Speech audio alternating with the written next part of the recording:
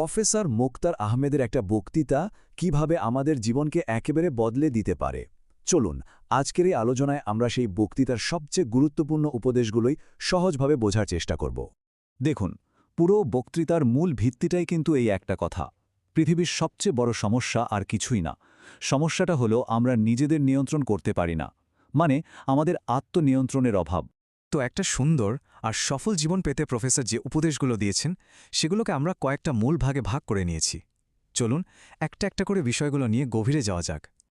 আচ্ছা, প্রথমে আসা যাক মূল সমস্যাটা নিয়ে, আর সেটা হলো অপ্রয়োজনীয় সব জিনিসের উপর আমাদের নিয়ন্ত্রণের অভাব। চলুন এটাই আগে একটু বোঝার চেষ্টা করি। হাদিসেও কিন্তু এই বিষয়টার উপর জোর দেওয়া হয়েছে।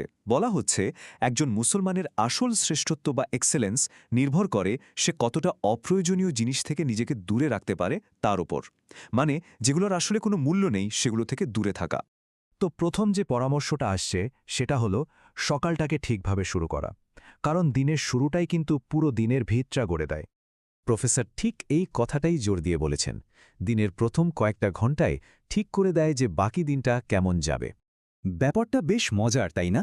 সময় আর সংস্কৃতি দুটোই ভিন্ন, কিন্তু সফলতার মূল সূত্র কিন্তু একটাই, আর সেটা হলো খুব ভোরে ঘুম থেকে ওঠা। আরেকজন মুসলমানের জন্য ভোরে ওঠাটা শুধু একটা প্রোডাক্টিভিটি হ্যাক না, এটা তো একটা আধ্যাত্মিক দায়িত্ব যা ভেতর থেকে শৃঙ্খলা তৈরি করে দেয়। আচ্ছা, এবার আসা যাক দ্বিতীয় পরামর্শে। এই বিষয়টা হলো অন্যদের সাথে আমাদের প্রতিদিনের আচরণকে আরও সুন্দর করে তোলা। এখানে প্রফেসর খুব পরিষ্কার একটা পার্থক্য দেখিয়েছেন। একজন মুসলমান যখন কাউকে সম্ভাষণ জানায়, সেটা শুধু একটা হ্যালো বা হাই না, সেটা আসলে অন্য মানুষটার মঙ্গলের জন্য একটা দোয়া। আর এই সহজ কয়েকটা পদক্ষেপই কিন্তু একটা সুন্দর, সহানুভূতিশীল আর শ্রদ্ধাশীল সমাজ তৈরির মূল ভিত্তি। এবার আমরা এমন কিছু চ্যালেঞ্জের কথা বলবো যা আধুনিক যুগে আমাদের আত্মনিয়ন্ত্রণকে সবচেয়ে কঠিন পরীক্ষার মধ্যে ফেলে। প্রফেসর একটা গবেষণার কথা উল্লেখ করে বোঝাতে চেয়েছেন যে জীবনের যে কোনো ক্ষেত্রে, সেটা পড়াশোনা হোক বা ব্যক্তিগত জীবন, সাফল্যের মূল চাবিকাঠি হল মনোযোগ, অন্য কিছু না। এরপর বক্তৃতাটিতে আমাদের জীবনের একটা বড় অংশ জুড়ে থাকা প্রযুক্তি নিয়ে একটা খুব গুরুত্বপূর্ণ প্রশ্ন তোলা হয়। প্রফেসর সোশ্যাল মিডিয়াকে বলছেন আনসোশ্যাল মিডিয়া, কারণ তার মতে এর আসল প্রভাব হল এটা আমাদের আরও বেশি অসামাজিক আর একা করে দিচ্ছে।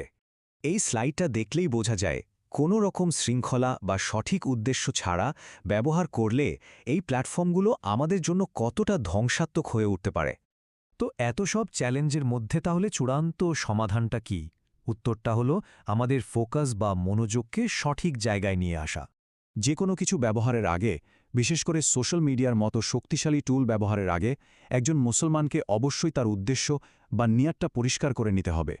আল্লাহর সাথে আমাদের আধ্যাত্মিক সম্পর্কটাকে আরও গভীর করার জন্য বক্তৃতায় এই অসাধারণ সহজ একটা কাঠামোর কথা বলা হয়েছে। এই কাজগুলোই হলো জীবনে আল্লাহর আশীর্বাদ আর শান্তি নিয়ে আসার কিছু বাস্তব উপায়।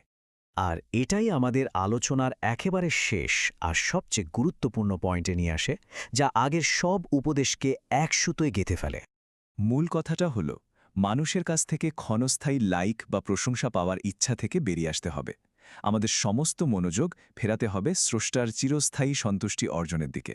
আমরা এই শক্তিশালী হাবিসটা দিয়েই শেষ করছি। সাথে একটা প্রশ্ন থেকে যাচ্ছে যা আমাদের সবাইকে নিজের জীবন নিয়ে ভাবতে বাধ্য করবে। আমরা কি আসলে এমন একটা জীবনযাপন করছি যা নিয়ে গর্ব করা যায়?